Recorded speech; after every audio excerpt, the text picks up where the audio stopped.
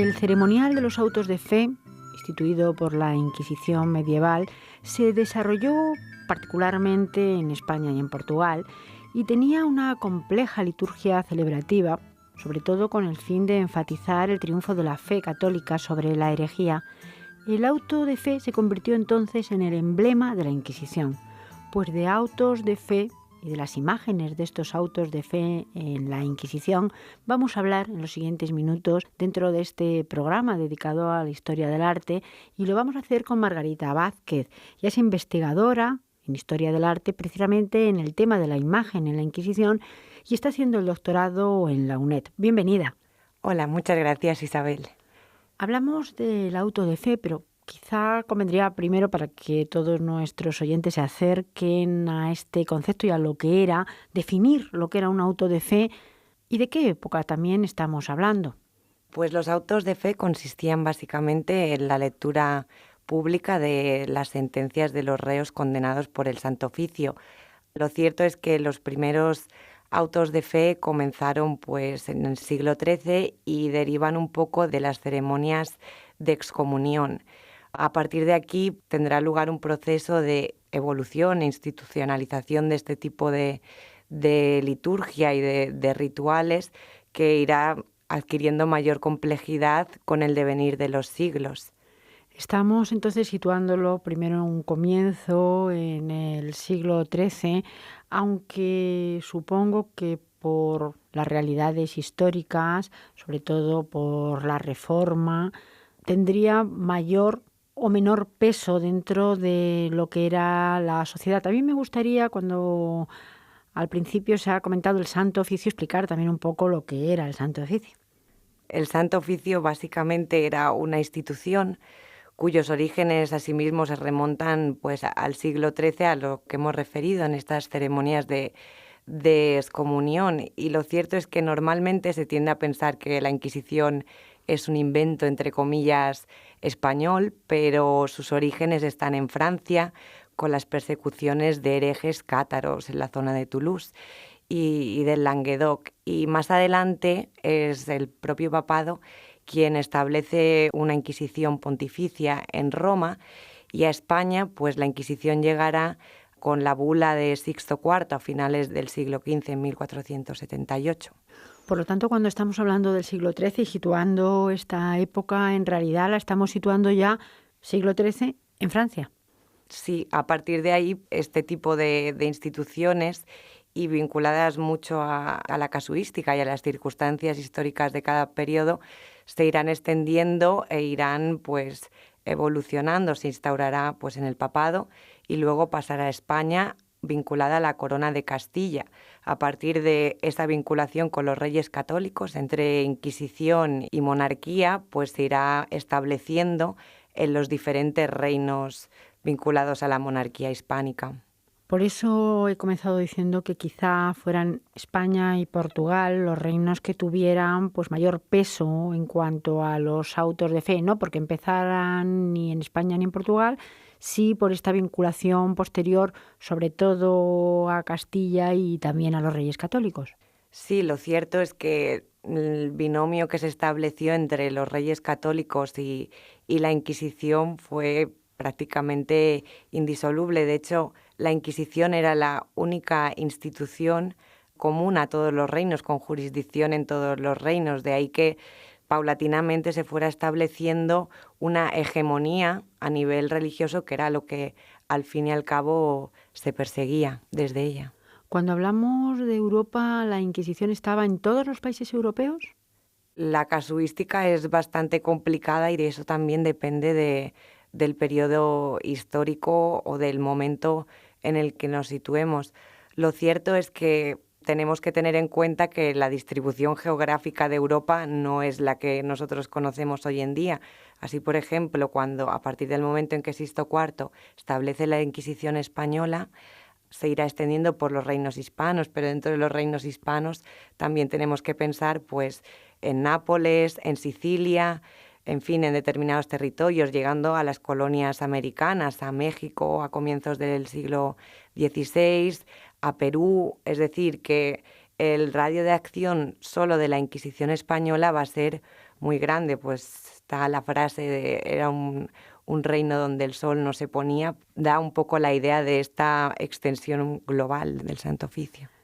Y también he comenzado diciendo que era una manera de enfatizar o de poner en valor el triunfo de la fe católica sobre la herejía. Cuando hablamos de herejía estamos sobre todo hablando quizá de judaísmo, pero también de otro tipo de herejías. ¿A qué se consideraba una herejía? Es un tema bastante complejo y que requeriría, vamos, hablar de ello por mucho tiempo, pero si bien, como he comentado anteriormente, en el siglo XIII los herejes se localizaban o eran cátaros fundamentalmente, en el siglo XVI, ya cuando está institucionalizada la Inquisición, la problemática es diferente. Todo comienza también con la persecución del luteranismo. Se tendrá especial vigilancia sobre todo en cuanto a la circulación de libros y de determinadas obras escritas. Se llevará a cabo una censura de imprenta cada vez más sistemática sobre obras vinculadas a los luteranos, pero también en España había otro tipo de problemáticas, puesto que en siglos anteriores se había dado una convivencia más o menos pacífica entre judíos, moriscos y cristianos. A partir del siglo XVI empieza a haber determinadas fricciones y, a mi modo de ver, la Inquisición va a ser quizá la manera de catalizar y tratar de homogeneizar las prácticas religiosas, conduciéndolas hacia el catolicismo. Por lo tanto, como comentábamos, son distintas las herejías y también vienen desde distintos caminos, porque no es lo mismo la herejía de un cátaro que lo que tiene que ver con moriscos o judíos y luego lo que tiene que ver con el propio luteranismo. Exacto, y bueno, a esto también hay que añadir acusaciones de superchería, de hechicería, de nigromancia, es decir, el cómputo de delitos podía ser muy variado de aquello que no se consideraba ortodoxo y muchas veces dentro de la propia Inquisición y los procesos eran larguísimos y tenían que consultar, puesto que esto no lo hemos mencionado, pero a lo largo del XVI se establece el Consejo de la Suprema, que es el que centraliza toda la organización de la Inquisición. Es decir, tenemos por una parte el Consejo de la Suprema y luego diferentes tribunales de distrito. Entonces, cuando se da un proceso contra un acusado, ya sea por luteranismo, por pertenecer a la secta de Mahoma, por judaizante, etcétera, esos procesos son enviados, por ejemplo, desde el Tribunal de Sevilla al Consejo de la Suprema y con esta centralización también se consigue que se vayan homogeneizando un poco las medidas que se toman. No obstante, muchas veces no había una aplicación de una normativa muy estricta y se van pues salvando los problemas a medida que estos surgen. La brujería es también un motivo para estos autos de fe. Sí, y de hecho es una de las ideas vinculadas a la Inquisición, la persecución de la brujería, que más literatura, que más bibliografía nos ha dado y que parece atractiva a día de hoy conocer ese tipo de acusaciones por brujería. De hecho, durante los siglos, sobre todo XVI y XVII, las acusaciones de brujería fueron muchas y hubo determinados autos de fe que básicamente se dedicaron o estuvieron destinados a la condena pública de las personas acusadas por brujería. Para que todos, yo creo, lo entendamos mejor, el auto de fe era cuando se leía públicamente y de una manera ya más solemne los sumarios y también los procesos del Santo Oficio y se daba ya una sentencia, es decir, ¿el proceso había sido anterior? El proceso es bastante complicado porque, por una parte, tenemos lo que es el proceso inquisitorial contra un acusado, que todo eso lleva bastante tiempo antes de la celebración de un auto, y por otra parte está la celebración del auto. Una vez que ya se ha realizado todo el proceso, cuya duración era bastante variable, y en las cárceles había una serie o un grupo considerable de presos, se procedía a la convocatoria del auto Y dicha convocatoria, en un principio, normalmente en el siglo XVI, cuando todavía el ritual del auto de fe no era tan complejo ni se había desarrollado tanto como sucederá durante el XVII, se procedía a la convocatoria con una antelación de unos 8 o 15 días antes. Pero ya durante el XVII lo habitual, sobre todo en autos de fe en los que se leían las sentencias de un gran número de presos, era que se convocaran con un mes de antelación. Esto da idea un poco de la gran preparación que implicaba la ceremonia.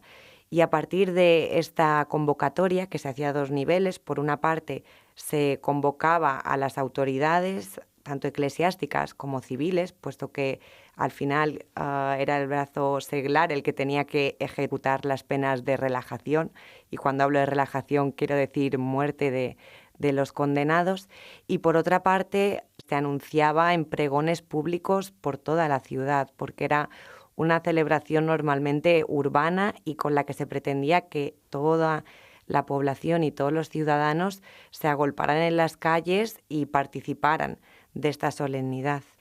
Cuando se celebraban estos autos de fe, que por lo que estoy además viendo y escuchando, eran colectivos, es decir, Ujú. eran varios los encausados que iban a este auto de fe y además iban en una especie de procesión, no una especie, era una procesión en el que estaban los reos, pero también las autoridades, las corporaciones, pues lo más importante de los distintos pueblos, y había también un juez. ¿Quiénes participaban en esta procesión que además era vista por el público en general, por el pueblo? Pues como he dicho, tenía lugar esa convocatoria un mes antes y a partir de ahí se aceleraban todos los preparativos para este auto. Es importante destacar un poco cuáles eran los escenarios del propio desarrollo del auto. Por una parte, el hecho de anunciarlo con tanta antelación era debido a que se tenía que construir un teatro o gran cadalso,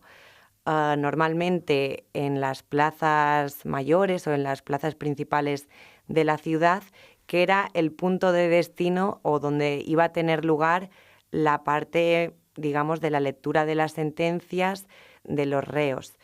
Y durante este proceso de construcción y demás, el clima que se iba creando era de expectación hasta el día antes del auto. El día antes del auto tenía lugar una procesión habitualmente, que era la procesión de la Cruz Verde, que salía pues por las calles de la ciudad y cuyo destino era precisamente este teatro o tablado que se construía para dicha ocasión. Entonces, una vez colocada tras la procesión esa cruz verde en el tablado, permanecía durante la noche, velada normalmente pues por religiosos y familiares del Santo Oficio, que eran personas vinculadas a la Inquisición pero no religiosas,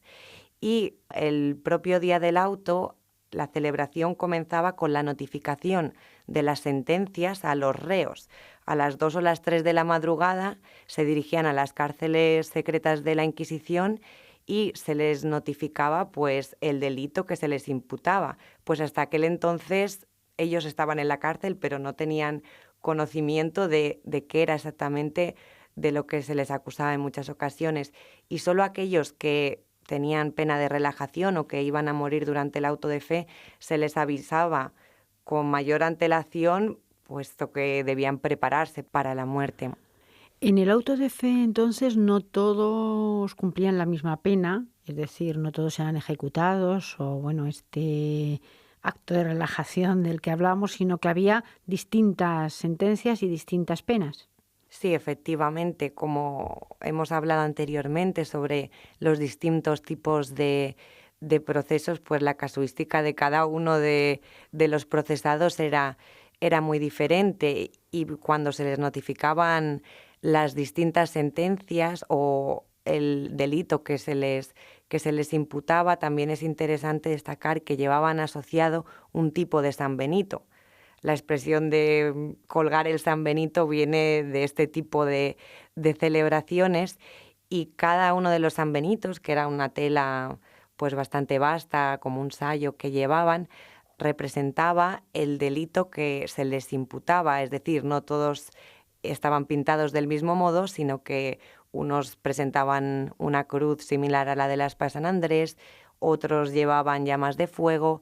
es decir, que cada uno correspondía pues al delito que tenía. Es una cosa curiosa porque verdaderamente esa expresión ha quedado tal cual. Cada uno lleva su San Benito. Efectivamente. Y también los que van a ser ejecutados tienen distintos tipos de ejecuciones, desde el quemadero al garrote y los verdugos también necesarios dependiendo de la ejecución que se vaya a efectuar. Efectivamente, una vez que se les notificaban las sentencias, uno de los momentos culminantes era la procesión de estos reos por las calles de la ciudad hasta el teatro en el que se les leían las sentencias. La ceremonia de lectura de sentencias, todo se ha dicho, era larga, podía durar una jornada entera. Pensemos que si en un gran auto general de fe eran procesados cientos de personas, pues el ritual o la lectura de cada una de esas sentencias conllevaba un tiempo. Y durante el auto de fe, por una parte, los que eran reconciliados y vueltos a acoger en el seno de la Iglesia tenían que hacer un acto de, digamos, de redención o de perdón público. Y ahí entra la Cruz Verde, a la que hemos hecho referencia anteriormente, que estaba situada pues sobre el teatro o la plataforma en la que tenía lugar esta celebración, y delante de esa Cruz Verde, que permanecía durante todo el tiempo cubierta con un crespón negro, se situaban los reos que tenían que ser reconciliados y pronunciaban una serie de adjuraciones distintas, que eran unas fórmulas en latín bastante codificadas, delante de la cruz, ante el cuerpo de eclesiásticos, y a partir de ahí se suponía que eran devueltos pues al seno de la Iglesia.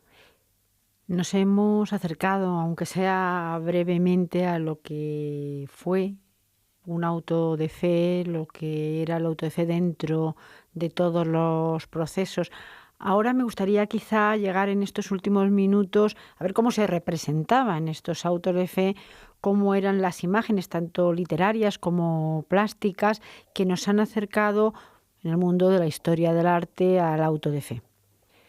Pues bien, lo cierto es que la Inquisición, como es sabido por todos, ha generado pues una ingente literatura, bibliografía, pero normalmente el estudio del Santo Oficio y de las prácticas vinculadas al mismo ha sido estudiado pues desde una óptica histórica o desde estudios literarios en los que se analizaba pues la censura ejercida sobre determinadas obras de literatura, etcétera. Pero la idea de tratar de analizar esas prácticas inquisitoriales a partir de las imágenes que de esto se generaban no ha sido algo todavía muy explorado, y lo cierto es que existen, o a mi modo de ver, dos vías para conocer esta imagen que la propia Inquisición quería proyectar durante los siglos XVI y XVII. Por una parte tenemos las relaciones de autos de fe, que por relaciones tenemos que entender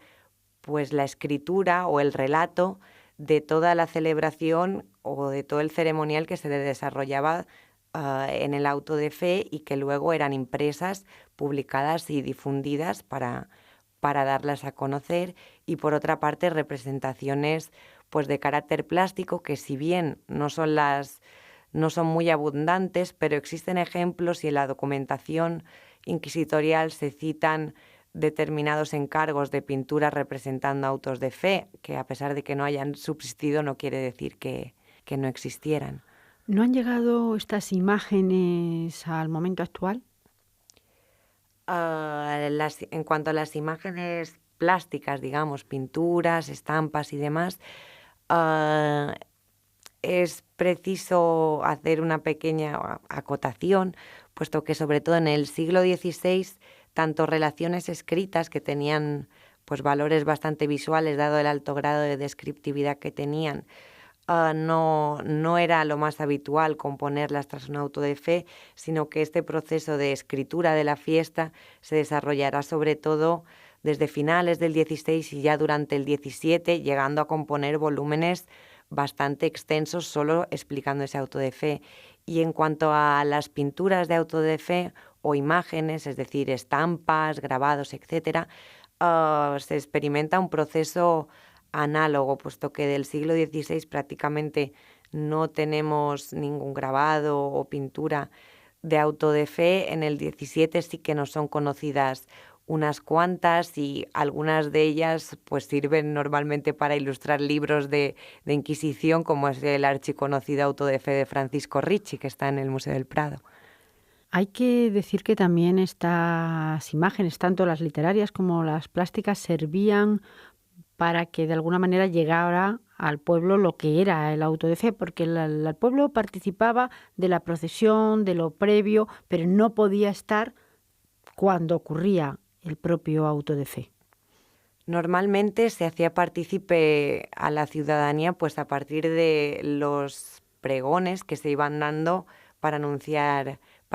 el auto. Y como hemos dicho, el momento álgido de la representación y en el que la gente se agolpaba en las calles era la llamada procesión de la ignominia, en la que los presos desfilaban por las principales calles de cada ciudad llevando sus sanbenitos con la humillación pública que eso conllevaba. Luego, digamos, en lo que es la lectura de las sentencias, y eso variaba dependiendo de cada auto de fe, hay que pensar que la distribución de los asientos en ese teatro que se construía para la ocasión estaba perfectamente organizada y por una parte teníamos una grada destinada a los presos y por otra grada situada normalmente enfrente para las autoridades eclesiásticas, con lo que el acceso a este proceso no era tan público. Y por último, cuando ya eran llevados al quemadero, que normalmente se situaba en las afueras de la ciudad, no en una parte nuclear o una plaza mayor, pues en ese quemadero sí que lo cierto es que allí también se volvía a agolpar las gentes a presenciarlo. ¿Hasta qué siglo tuvimos autos de fe en nuestro país y también en otros países? Fundamentalmente en nuestro país los autos de fe se extendieron hasta bien entrado el 18 y ahora mismo no tengo constancia si durante el 19, que es cuando definitivamente tiene lugar la abolición de la Inquisición, se realizaron autos de fe, pero lo cierto es que durante el 18 experimentan un cambio en el ceremonial, en parte debido a que las arcas de la Inquisición no estaban muy saneadas, pero normalmente tendrán lugar en el interior de iglesias. Y de estas imágenes, pues para los oyentes quizás sea interesante recordar las imágenes que de la Inquisición nos ha dejado Goya, y si ustedes se fijan, pues son en el interior de templos. Pues muchísimas gracias, Margarita Vázquez, por habernos acompañado y acercado a esta época que duró mucho tiempo en otros países, pero también en el nuestro. Muchas gracias. Gracias a ti, Isabel.